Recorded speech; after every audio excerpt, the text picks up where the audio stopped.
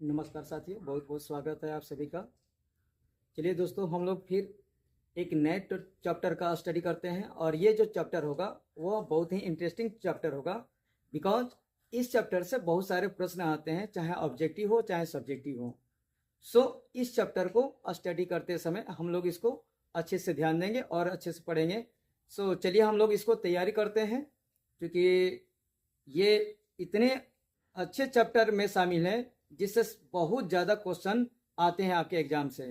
और एक बात और कि क्योंकि इस बार मतलब हमने देखा हुआ है कि बहुत सारे प्रश्न ऐसे होते हैं जो किताब के अंदर से आते हैं।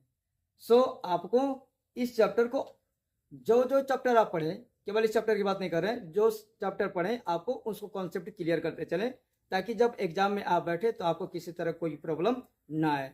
अब हम लोग चलते हैं, चैप्टर स्टार्ट करते हैं और देखते हैं कि कौन कौन से टॉपिक इस चैप्टर में शामिल है। और सबसे पहले चैप्टर के नाम हम लोग देखेंगे, चैप्टर क्या है और वह क्या क्या चीज़ों के बारे में हमको बताता है और क्या क्या चीज़ों के बारे में हमको पढ़ने हैं।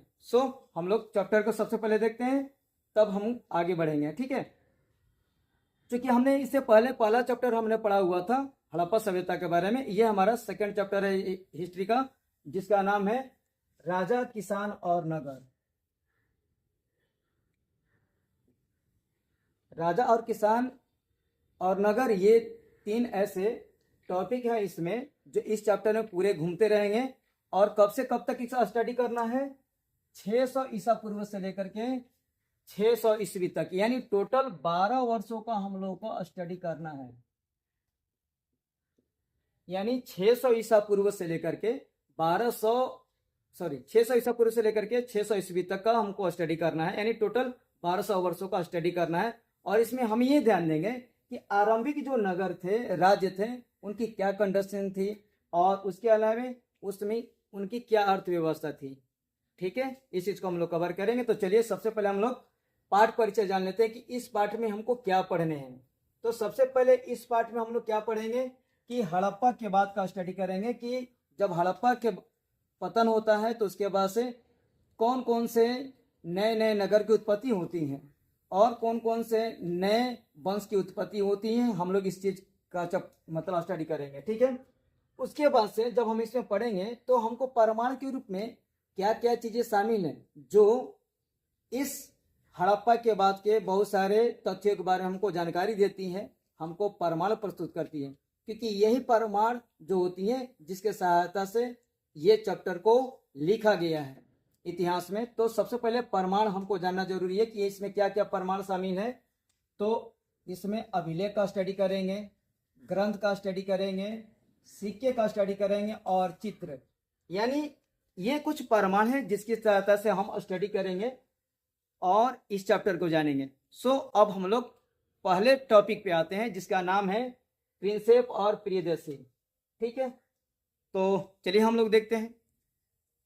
दोस्तों, हुआ क्या कि ईस्ट इंडिया कंपनी का एक अधिकारी था जिसका नाम था जेम्स प्रिंसेप। क्या नाम था? जेम्स प्रिंसेप, ठीक है। ये आप जेम्स प्रिंसेप का नाम देखिए। यह एक ईस्ट इंडिया कंपनी का अधिकारी था जो पहली बार उसने क्या किया हुआ था, ब्राह्मी और खरष्टी लिपि को पढ़ने में सफलता पाई थी। कब पाई थी? 1837 ईस्वी में। और इस व्यक्ति ने जब इस ब्राह्मी और खरष्टी लिपि को पढ़ा तब उसने हमें यह बताने की कोशिश किया कि अशोक और कोई व्यक्ति नहीं है, बल्कि क्या है, प्रिंसेप या प्रियदर्शी है। यानी प्रिंसेप और प्रियदर्शी जो है और कोई व्यक्ति नहीं है, बल्कि कौन है? वो अशोक है। तो अब आपसे इसमें क्वेश्चन क्या बन सकता है कि वो कौन सा ऐसा व्यक्ति है जिसने सबसे पहली बार ब्राह्मी और खरष्टी लिपि को पढ़ने में सफलता हासिल की थी? तो वह जेम्स प्रिंसेप है। कब? तो 1837 ईस्वी में। ये आपको पूछ सकता है क्वेश्चन। ये क्या है? तो ये VVI है, आप इसको लगा सकते हैं, मार्किंग हाईलाइटेड कर सकते हैं, ठीक है। अब हम लोग आगे बढ़ते हैं। समझ में आ गया कि जेम्स प्रिंसेप कह रहा है कि प्रिंसेप और प्रियदर्शी और कोई नहीं बल्कि क्या है, अशोक है। और इसको किसने सबसे पहले बताया था? जेम्स प्रिंसेप ने। कब बताया था? 1837 में। क्यों? क्योंकि जब उसने ब्राह्मी और खरोष्ठी लिपि को पढ़ा तो उस स्टडी के बाद से उसने ये बताया कि इसमें ये और कोई व्यक्ति नहीं है बल्कि एक ही व्यक्ति का नाम है, वो है अशोक। अब दोस्तों हम लोग अगले टॉपिक पे आते हैं, महाजनपद। क्योंकि ये बहुत ही इंपॉर्टेंट टॉपिक है, सो इसको हम लोग अच्छे से कवर करेंगे। देखिए, उस समय जो होती थी छोटी छोटी जनपद हुआ करती थी, और जब बहुत सारे जनपद आपस में मिली तो महाजनपद की निर्माण हुई। ठीक है, जनपद के बाद क्या बना? महाजनपद बना। इसका कारण ये है कि बहुत सारे छोटे छोटे जो जनपद थे वो आपस में शामिल तो हो गए, सम्मिलित हो गए, और उसके बाद से महाजनपद के निर्माण किए। और महाजनपदों की संख्या उस समय कितनी थी? तो 16 थी। कितनी थी? 16 थी। इसका प्रमाण हमको कहाँ से मिलता है? तो हमें दो ग्रंथों से मिलता है, एक था बौद्ध ग्रंथ और एक था जैन ग्रंथ। तो बौद्ध ग्रंथ में अंगुत्तर निकाय और जैन ग्रंथ में भगवती सूत्र, यानी ये दो ग्रंथ थे, जैन ग्रंथ और बौद्ध ग्रंथ, जो हमें ये प्रमाण देते हैं कि 6ठी सदी ईसा पूर्व में 16 महाजनपद थे। कितने महाजनपद थे? 16 महाजनपद थे। ये ठीक है। अब हम लोग आगे बढ़ते हैं और इसमें यह जानते हैं कि महाजनपद की राजधानी हुआ करती थी और हर महाजनपद अपने आप में बहुत शक्तिशाली होता था। ठीक है, जैसे आज के समय में जो जनपद हम कहते हैं वह एक जिले के रूप में आता है। बहुत सारे जिलों को मिला देते हैं तो एक राज्य के निर्माण होता है। सिमिलरली इसी तरह से उस समय जनपद जिले के जैसे होते थे और राज्य जो होते थे वह किसके जैसे होते थे? महाजनपद के जैसे होते हैं। समझ में आ रहा है? अब हम लोग आगे बढ़ते हैं और इसकी कुछ विशेषताओं के बारे में कवर करते हैं। तो इसकी विशेषता के बारे में सबसे पहले ये देखते हैं कि महाजनपद का जो वर्णन हमको मिलता है वह 6ठी सदी ईसा पूर्व से मिलता है। कब मिलता है? 6ठी सदी ईसा पूर्व से मिलता है, इसकी शुरुआत होती है। और उस समय को हम परिवर्तनकारी काल के नाम से जानते हैं।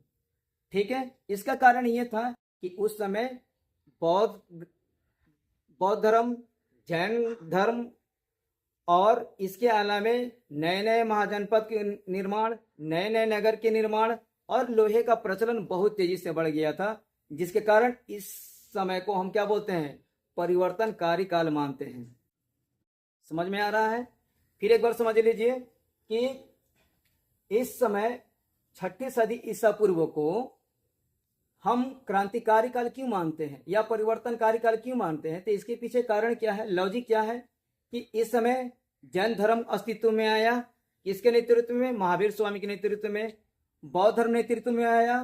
किसके नेतृत्व में? गौतम बुद्ध के नेतृत्व में। और उस समय लोहे का प्रचलन खूब तेजी से बढ़ गया था। कारण यह था कि मगध जो था आसपास के क्षेत्रों में वह बहुत सारे उसके लोहे के खादान मिली हुई थी, जिसके कारण लोहे से भरपूर मात्रा में हथियार बनते थे।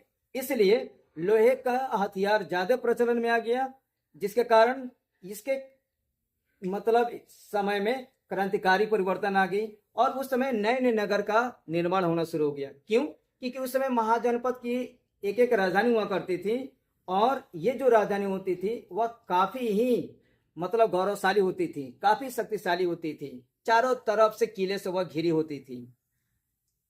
अब हम लोग थोड़ा सा आगे बढ़ते हैं तो ये देखते हैं कि कौन कौन से ऐसे महाजनपद थे। तो उसमें कुछ महाजनपदों का हमने नाम दिया हुआ है, क्योंकि 16 महाजनपद थे तो उसमें कुछ महाजनपदों को हमने नाम दिया हुआ है, जिसमें से वज्जी, मगध और अंग, ये तीनों के तीनों ये बिहार के महाजनपद थे। ठीक है, वज्जी, मगध और अंग ये तीनों कहाँ शामिल थे? बिहार में। ठीक है, उसके अलावा कोसल, गंधार, कंबोज, अस्मक। अस्मक जो ये महाजनपद है ये दक्षिण भारत में स्थित एकमात्र महाजनपद था। ध्यान समझ लीजिए, अस्मक दक्षिण भारत में स्थित एकमात्र महाजनपद था। इसके अलावा गंधार और कंबोज ये भारत से स्थित महाजनपद थे। ठीक है, ये दोनों कहाँ स्थित है? पाकिस्तान में। कहाँ स्थित है? अभी के समय पाकिस्तान में है और उस समय ये भारत से बाहर थे। ये दोनों महाजनपद कौन कौन? गंधार और कंबोज। समझ में आ रहा है? तो आपसे क्वेश्चन ये पूछेगा कि किस ग्रंथ में 16 महाजनपदों का वर्णन मिलता है? तो दोनों अगर कोई ग्रंथ दे, दोनों ग्रंथ मतलब या अंगुत्तर निकाय दे या भगवती सूत्र दे, तो आपको एकदम कॉन्सेप्ट बना कर रखने हैं और उसको अच्छे से आंसर रिप्लाई करने हैं। ठीक है, अब हम लोग आगे बढ़ते हैं। तो ये देखते हैं कि हर महाजनपद में या जनपद में छोटे छोटे गण होते थे, छोटे छोटे संघ होते थे, जिसको राज्य कहा जाता था। उस समय क्या कहा जाता था? गण या संघ को क्या कहा जाता था? राज्य कहा जाता था। ये छोटे होते थे, जैसे आज के हमारा प्रखंड होता है, आज के हमारा ब्लॉक होता है, अनुमंडल होता है, तो उस समय ये छोटे छोटे होते थे। और हर संघ और हर गण का अपने अपने राज्य राजा होता था, शासन करता था। और इसका संबंध कहीं ना कहीं हमारे गौतम बुद्ध और महावीर स्वामी से, कारण कि इनके जो मतलब क्या बोलते हैं वंश हैं, कहीं ना कहीं ये गण या संघ से बिलोंग करते हैं, यानी इनका संबंध इसी गण या संघ से था, जिसके कारण ये गण और संघ के रूप में उस समय फेमस होते थे, प्रसिद्ध होते थे।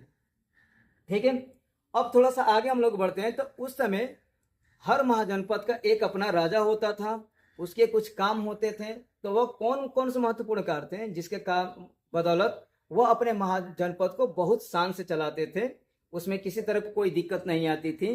तो सबसे पहले हम ये देखते हैं कि जो राजा का जो काम होता था, सबसे पहले वह भूमि पर नियंत्रण करता था।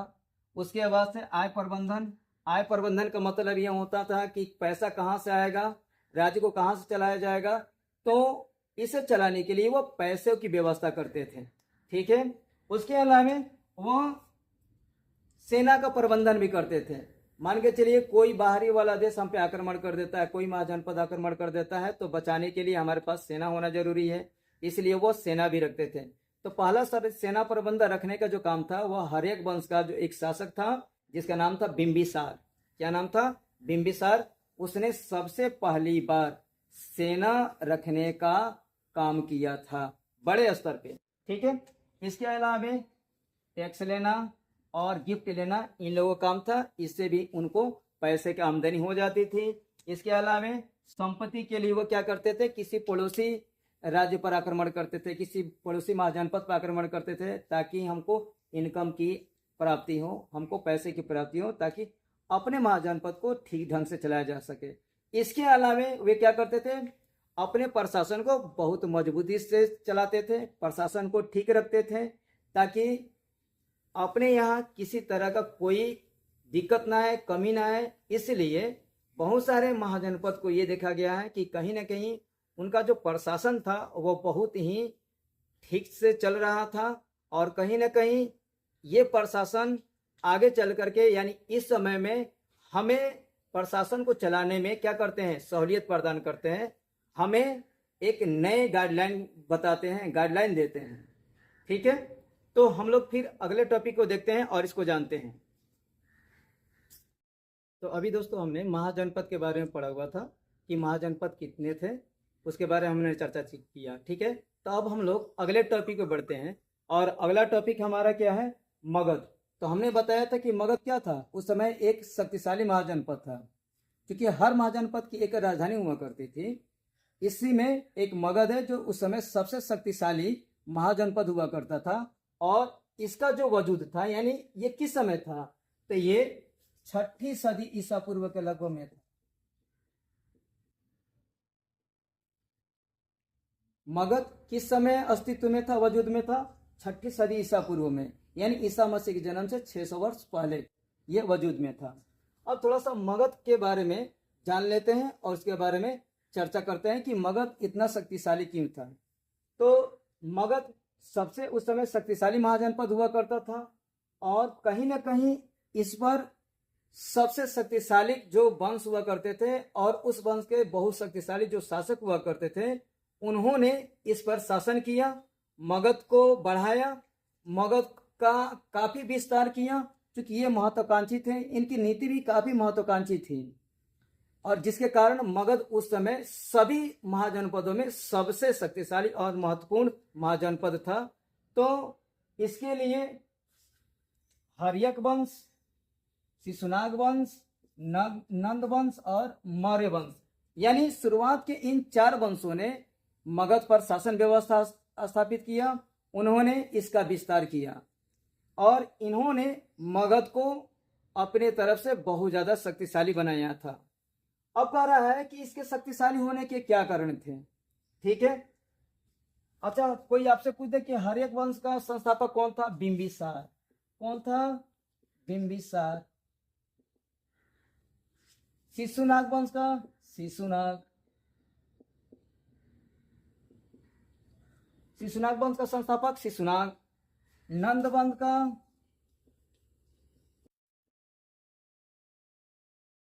परमानंद।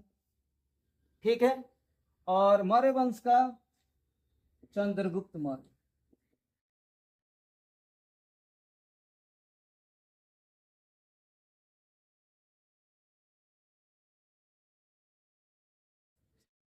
थोड़ा सा हमको मिस्टेक हो रहा है नंद वंश को, तो इसको अभी रहने दीजिए। ठीक है, हम लोग इसको बाद में आपको बताएंगे कि ठीक है कि महापद्म नंद, ये है महापद्म नंद, ये इसका संस्थापक था। तो ये सब के सब बहुत शक्तिशाली शासक थे और इन्होंने मगध पर शासन व्यवस्था स्थापित किया और मगध का काफी विस्तार किया। इसके शक्तिशाली होने के कारण क्या थे? ये काफी महत्वाकांक्षी शासक थे, उनकी नीति भी काफी मतलब क्या बोलते हैं अस्थायी होती थी, महत्वाकांक्षी होती थी, जिसके कारण इनका साम्राज्य लगातार बढ़ते गया था।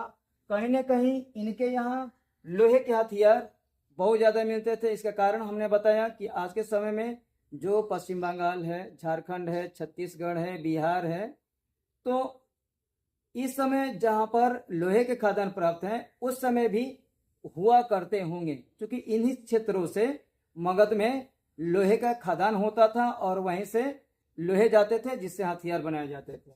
इसके अलावा मगध के जंगलों में बहुत ज़्यादा हाथी उपलब्ध होती थी, जिसको वो लोग सेना में भर्ती करते थे। ये हाथी सेना में बहुत प्रमुख रोल अदा करती थी। इसके अलावा यहाँ का प्रशासनिक व्यवस्था बहुत अच्छा था। ठीक है, जिसके कारण ये बहुत अच्छे से अपने राज्य का विकास किए, अपने राज्य को ठीक ढंग से चलाएं।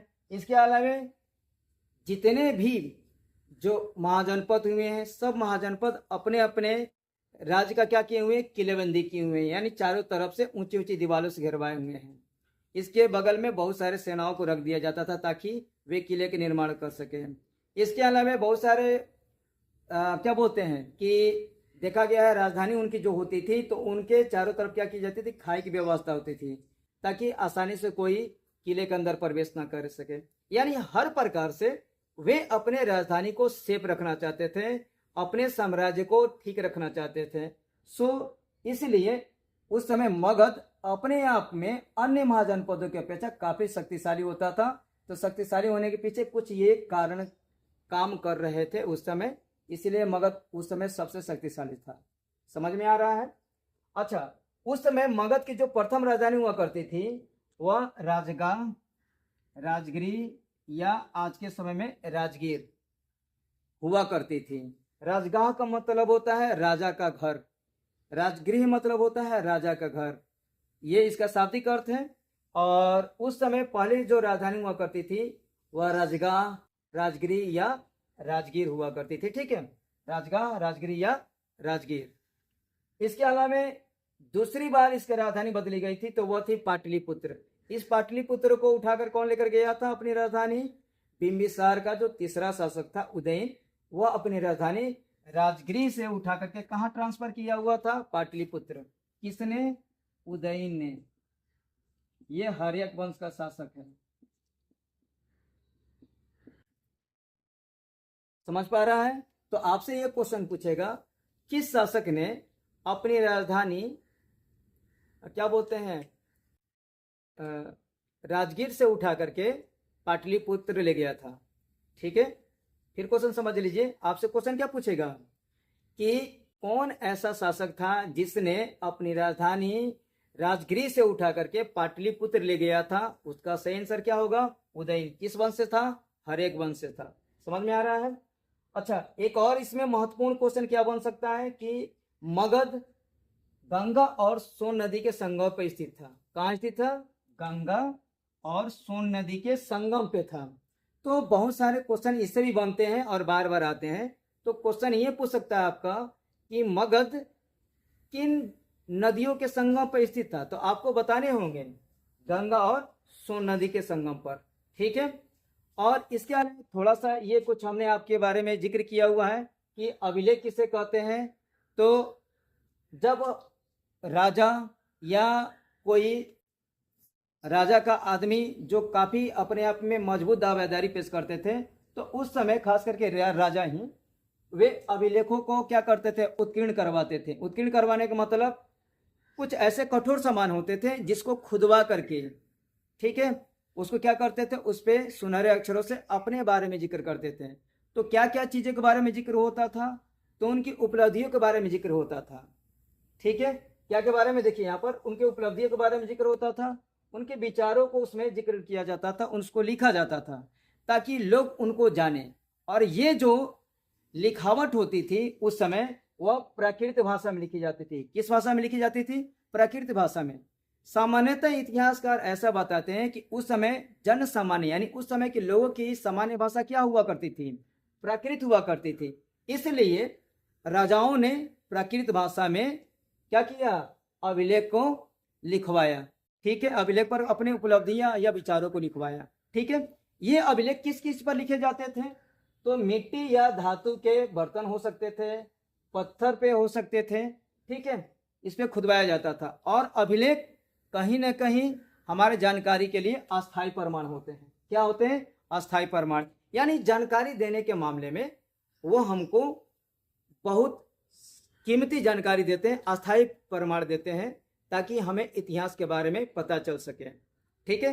अच्छा, अभिलेखों के अध्ययन को हम क्या बोलते हैं, अभिलेखा शास्त्र। क्या बोलते हैं, अभिलेखों के अध्ययन को हम क्या बोलते हैं, अभिलेखा शास्त्र।